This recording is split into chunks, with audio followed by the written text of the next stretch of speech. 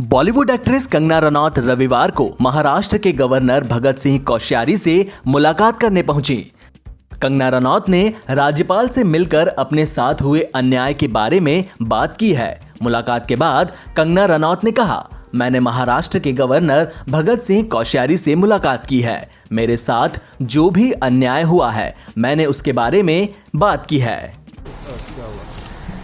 So I had a meeting with His Excellency the Governor of Maharashtra, Bhagat Singh Koshyari, और मैंने उनसे मुझे जो भी मेरे साथ अन्याय हुआ है उसके बारे में बात की। वो हमारे सबके गार्डियन हैं यहाँ पे, एंड जिस तरह से मेरे साथ सुलूक हुआ है उस बारे में मैंने वही बात की। वही हमारी आज ब्रीफ जो भी मीटिंग हुई उसके बारे में मैंने उन्हें बताया, एंड आई होप कि justice be given to me, ताकि जो हमारे देश के जो लोग हैं और जो बच्चियां हैं खासकर, उनका जो फेथ है वो सिस्टम में रिस्टोर हो।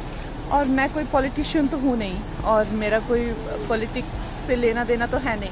As a common person, as a citizen, as somebody who has started from a scratch in this city which has given me so much, आज अचानक से जब मेरे साथ ऐसा अभद्र व्यवहार हुआ है तो I am very much privileged, और ये मेरे भाग्य हैं कि गवर्नर सर ने मुझे एक बेटी की तरह सुना और मेरी जो भी है मुझे सहानुभूति दी, और मैं ये उम्मीद करती हूँ कि मुझे न्याय मिलेगा।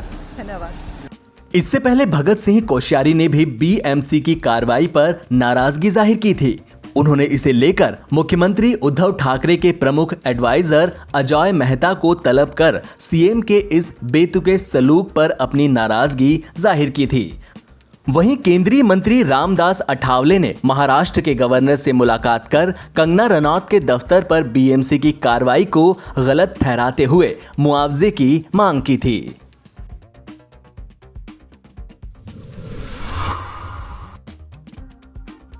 केंद्र सरकार ने रविवार को कहा कि देश में अब तक कुल 37,02,595 लोग कोविड-19 संक्रमण से उबर चुके हैं, जिनमें 58% मरीज महाराष्ट्र, तमिलनाडु, आंध्र प्रदेश, कर्नाटक और उत्तर प्रदेश से हैं।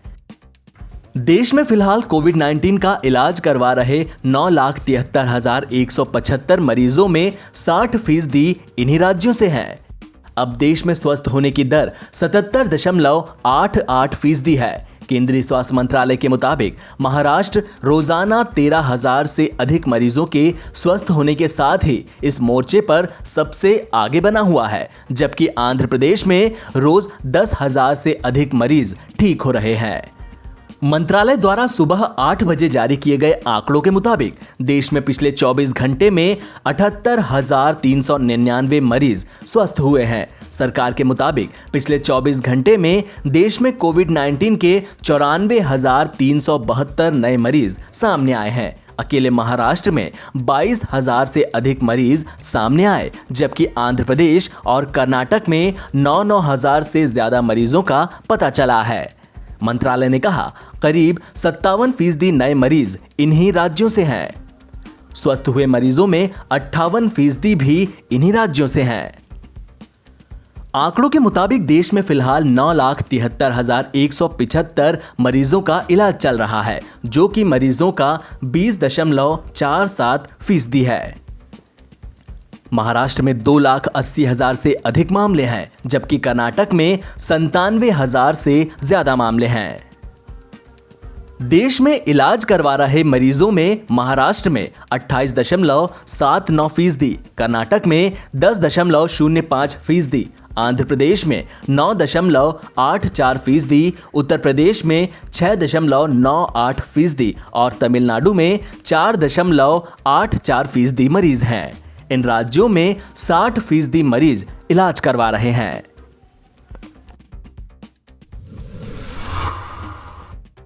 भारत और चीन सीमा के बीच दोनों देशों की सेनाएं वास्तविक नियंत्रण रेखा पर तैनात हैं। दोनों की ओर से तैनाती बढ़ती जा रही है।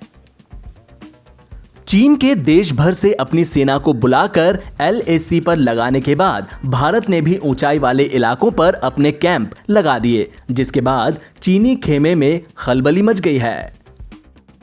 चीनी सोशल मीडिया पर भी इसकी चर्चा तेज हो गई है। ओपन इंटेलिजेंस सोर्स डेट्रेफ्सा के मुताबिक चीन के सोशल मीडिया पर तस्वीरें शेयर की जा रही हैं, जिनमें भारतीय खेमे की स्थिति भी साफ दिखाई जा रही है। ऐसा कहा जा रहा है कि ये तस्वीरें चीनी सैटेलाइट गाओफेन 2 की है। इनमें भारतीय कैंप दिखाए जा रहे हैं जो कि स्पांगुर गैप में ऊंचाई पर बैठे हैं, जबकि चीनी कैंप नीचे है। इससे पहले भी चीन के सोशल मीडिया पर भारत की पोजीशन की तस्वीरें शेयर की जा रही थी।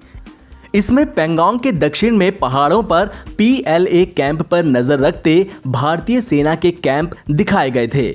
वहीं इससे पहले डेट्रेफ्सा की शेयर की गई सैटेलाइट तस्वीरों में दिख रहा था कि चीन ने ब्लैक टॉप हिल के इलाके पर आसपास तैनाती शुरू कर दी है। चीन सुनिश्चित करना चाहता है कि यहां कोई मूवमेंट ना हो और अगर हुआ तो उससे निपटा जा सके। भारतीय खेमे की तैयारी से बौखलाए चीन ने यहां स्मार्ट कैंप भी तेजी से लगाने शुरू कर दिए हैं।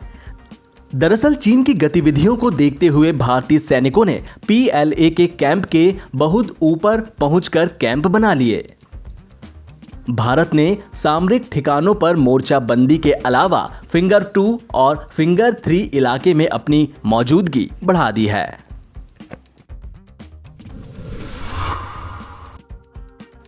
बिहार के कद्दावर नेता और पूर्व केंद्रीय मंत्री रघुवंश प्रसाद सिंह के निधन पर RJD नेता और बिहार विधानसभा में नेता प्रतिपक्ष तेजस्वी यादव ने शोक जताया है। उन्होंने कहा कि CBI ED की जब रेड पड़ी थी तो सबसे आगे आकर रघुवंश बाबू ने हौसला बढ़ाया था। बिल्कुल अकेला करके चले गए हम लोगों को। हम लोगों को ये उम्मीद ही नहीं थी कि इतनी जल्दी ये खबर आएगी। लेकिन हालांकि हमारे जो डॉक्टरों से जो बातचीत लगातार चलती रही उनसे, तो हमको जो डॉक्टरों ने वहाँ के बताया कि उनको लंग्स कैंसर की समस्या रही है, ये बात पता थी, लेकिन जो है पब्लिक पे ये मैसेज ना जाए कि उनको लंग कैंसर है, क्योंकि इलाज जो है वो चल रहा था, इसलिए हम लोगों ने इसकी चर्चा कहीं नहीं की। और हमारा कर्तव्य बनता था, फर्ज बनता था तो उनसे मिले, क्योंकि ऊर्जा का केंद्र रहे वो। और कभी भी मतलब हमारा भी जो रिश्ता रहा, सामाजिक राजनीतिक चर्चाएं तो चलती ही रह करती थी, लेकिन एक पारिवारिक संबंध हम लोगों के बीच लगातार कायम रहा। महज एक कार्टून शेयर करने को लेकर शिवसेना कार्यकर्ताओं के हमले का शिकार बने पूर्व नौसेना अधिकारी मदन शर्मा ने अपना सारा गुस्सा मुख्यमंत्री उद्धव ठाकरे पर निकाला है। उन्होंने कहा कि अगर उद्धव ठाकरे से राज्य की कानून व्यवस्था नहीं संभल रही तो वह तुरंत अपने पद से इस्तीफा दे दें। इस विषय में मैं उद्धव सरकार जी को मैं देख रहा हूं कि वो भी देख रहे हैं बॉम्बे में किस तरह का प्रशासन चल रही है, किस तरह का कानून व्यवस्था है। ये सिर्फ बम्बई के लोग नहीं, पूरे महाराष्ट्र और पूरे इंडिया के लोग जो हैं, भारत के लोग परेशान हैं इसको देख करके।